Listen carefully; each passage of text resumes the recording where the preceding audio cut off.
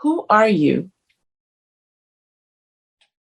I'm a man that early on in life, because of certain life circumstances, could have definitely went the wrong way.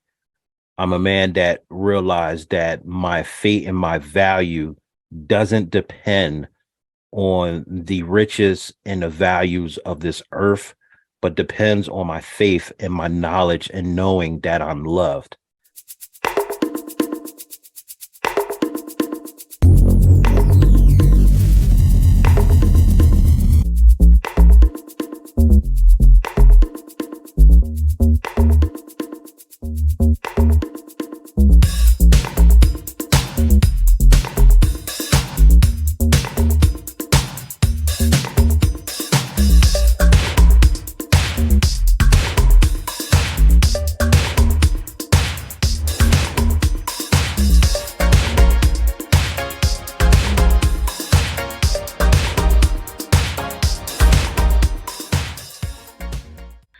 Hi, and welcome to another edition of King Crush Thursday, the series where we highlight and uplift Black men, because frankly, not too many people are doing it.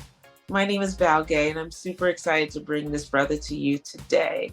Let's see, he's so many things. He's a volunteer firefighter. He's an EMT. He's a dad. He's an advocate.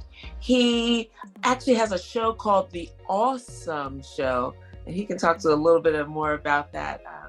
And he's a wonderful human being. His name is Mr. Jamiel Owens. Hey, Jamiel, how you doing? What's going on? Thank you for the introduction. When I hear every time about everything that I've done, I kind of like blush. I kind of like hide my head and be like this, because I never want it to be about me. I want it to be about, everybody else, the community, those people that I speak for and I represent, my son, shout out to my son, Shayne, just be about them. So I do it without any type of recognition, but I guess you have to, because you got to realize where it comes from.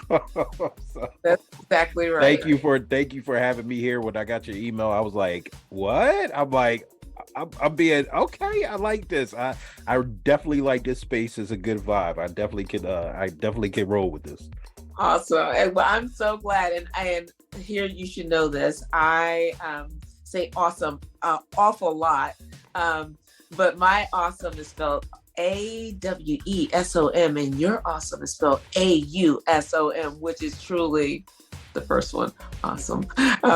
No pun intended. Well, kind of a little bit, but but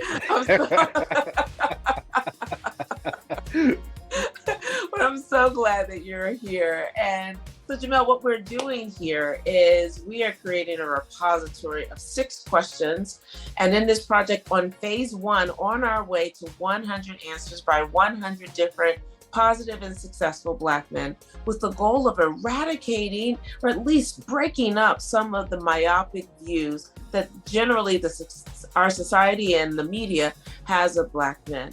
And hopefully one day, a young king who may or may not have positive Black male role models can come to this repository, see these same 6 questions answered by 100 different ways, and find guidance there. And then for the rest of us who are neither male or even Black, for us to take a look into this repository and also get some guidance and learn that Black manhood, if you will, is more than what we see in the media.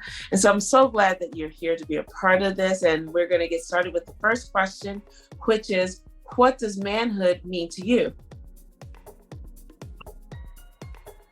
Wow. So that's a very, very, very tough question. And I'm going to answer this, but I also want to acknowledge the deprivation of that question in society currently right now.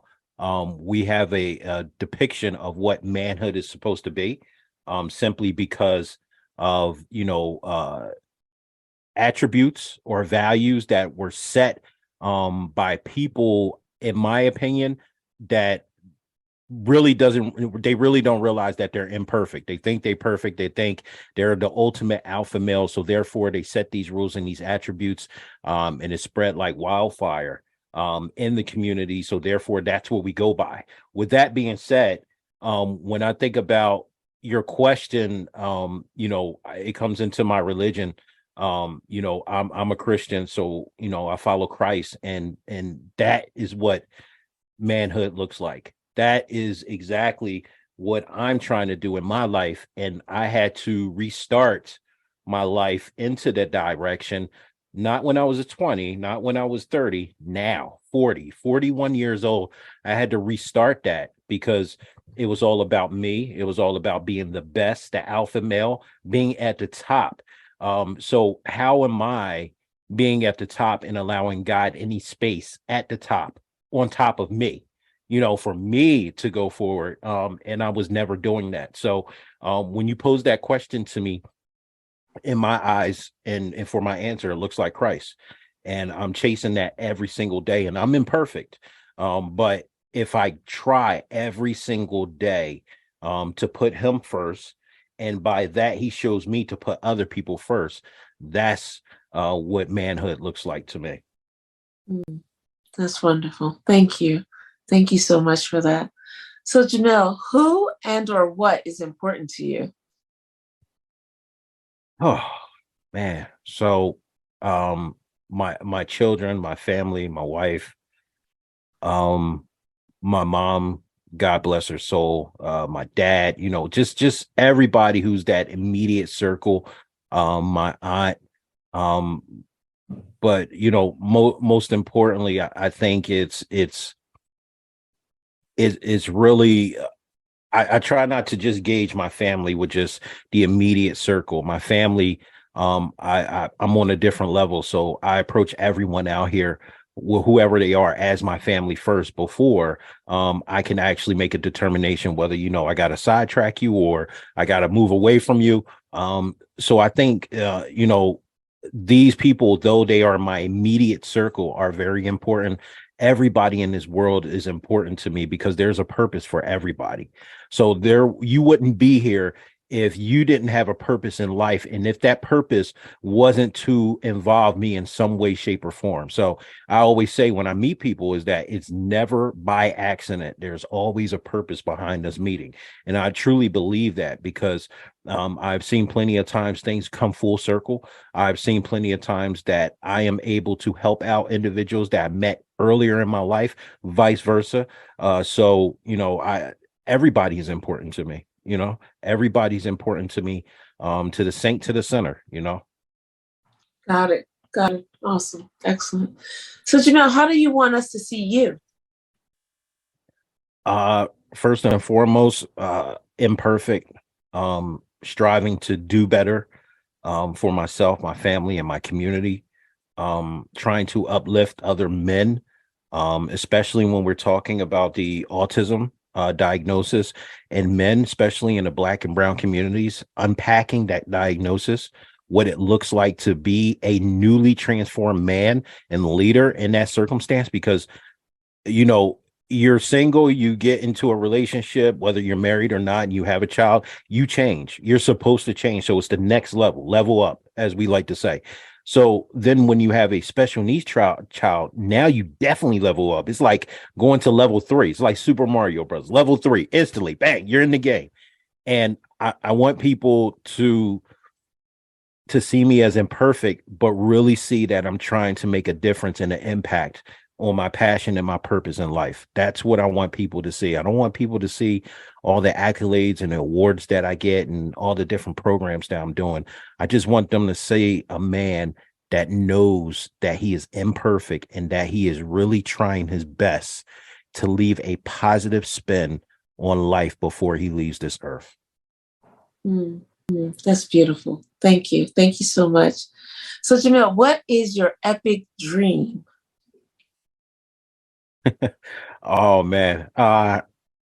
You talk about somebody that came from nothing. So, I got a bunch of dreams, but I think one of my biggest dreams,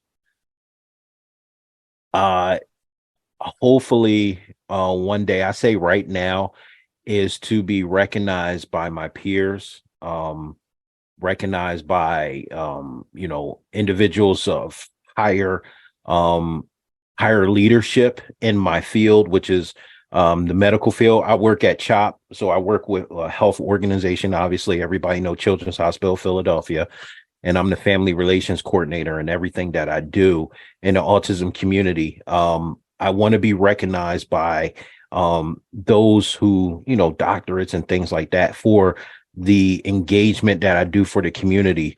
But I don't want them to just acknowledge me, but I want them to acknowledge the connections and the relationships that I have gained and built over that time. So by acknowledging me, you're actually acknowledging every person that either has helped me or collaborated with me, or when we're talking about being out in the community, those individuals who have listened to me and who have educated me.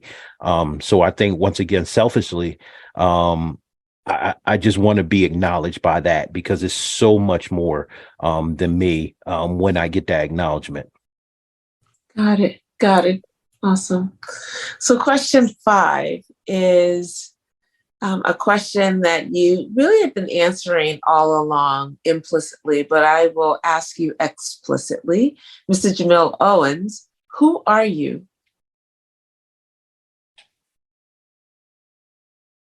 I'm a man that early on in life, because of certain life circumstances, could have definitely went the wrong way.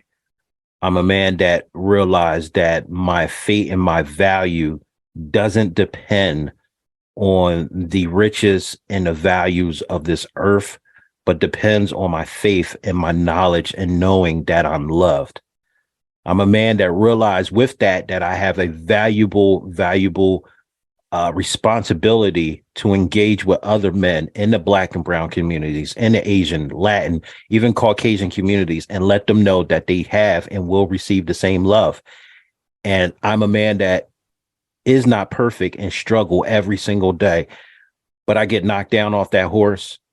I get up, I dust myself off, and I get back on that horse, knowing that if I still have breath in my lungs every single morning, that I wake up, that God has something still for me on this earth. That's who I am. Wow. Wow. Awesome. Thank you. Thank you so much. So here we are already at question 6, which is there anything I should have asked you that I didn't ask you, or you wanted me to ask you that I didn't? In other words, what did I miss? I think so this is so much to unpack right here. I think really my mission and my purpose behind the Ausome Show, a platform for autism fathers, caretakers, families too, was to give them a safe space for them to come on to the show or listen to the show, to tell their story, to hear about the community that's out there in the world, to build a connection, but also to give information out to other families. I think the biggest question right now is, my why. Why are you doing this? Why are you so passionate about what you're doing with autism? As many of you guys who have been following me, if you have not, make sure you do. My son Shayne is 15. He's a teenager with autism. He's an amazing child, amazing. And, with me understanding who he was, I got a chance to really understand who I am as a man. He basically unlocked that lock for me, that lock that was placed on my heart because of those hardships that I faced in life. With that being said, I'm able to do podcasts like this. I'm able to do public speaking. I'm able to do my job because transparency in this field is the best medicine for everything that's going on currently right now. I think we need to have these conversations about autism, what that looks like. In our communities, so often we kind of mask over individuals who may be displaying certain characteristics as far as maybe having a disability, or intellectual disability. We kind of coddle them because as people of the Black and brown community, we take care of our own, right? That's our village. I love it. And this is where I grew up. I grew up at North Philly, 17th and Susquehanna. I love it. And though I do love it, it is detrimental to our children and detrimental to our future. CDC just released statistics as far as autism being 1 in 36. Just back in 2020, it was 1 in 44.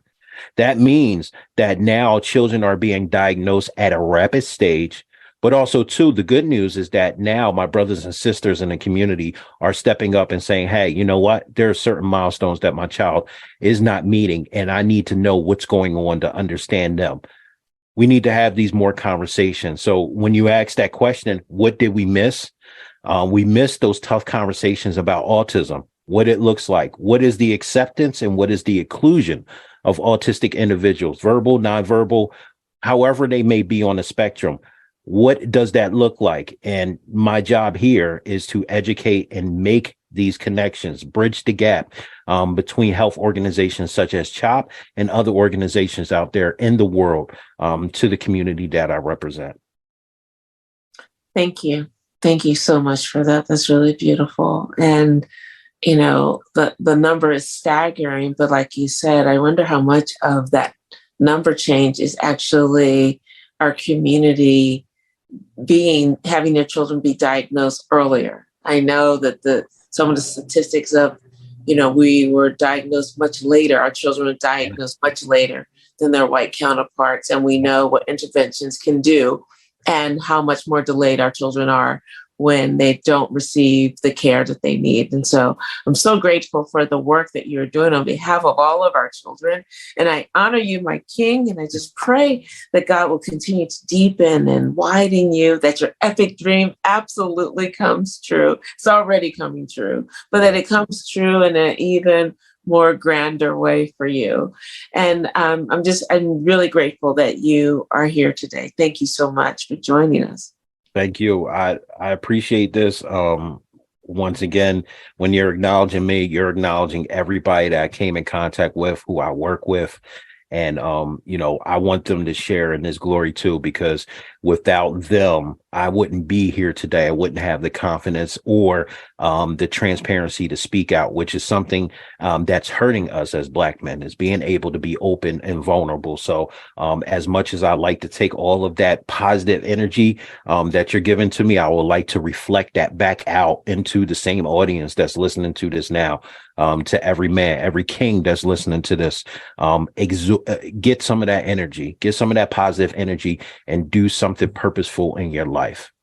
That's absolutely beautiful. Thank you. So stay right there, because I want to thank the audience for being with us today. I hope that you got as much out of this and you were as inspired as I was about Jamiel and his work and just overall this conversation. And if there is a Black man in your life that you want to see highlighted in this forum, please click the link below or in my bio, fill out the nomination form, and we'll take it from there. That's actually how we were introduced to Jamiel, through someone's nomination. So we thank that person. Yes. I don't know who it is, but thank you. You know who you are. Thank you. Thank you. And I would say we are in phase 1, on our way to 100 answers by 100 different positive and successful Black men. We are almost there. Oh my goodness.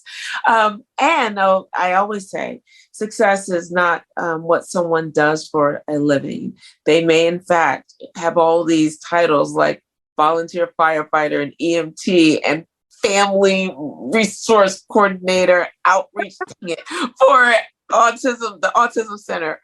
I just can't get the title down, but you know, he said it earlier, you know, and it's in the bio.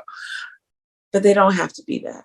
Yeah. We're looking for men who have strong character, and the content of their character is impacting the lives around them, be it their nuclear family to the community writ large and everything and everyone in between. Those are the brothers that we want to talk to expand this narrow narrative. And so in the meantime, please stay tuned next week for yet another amazing king.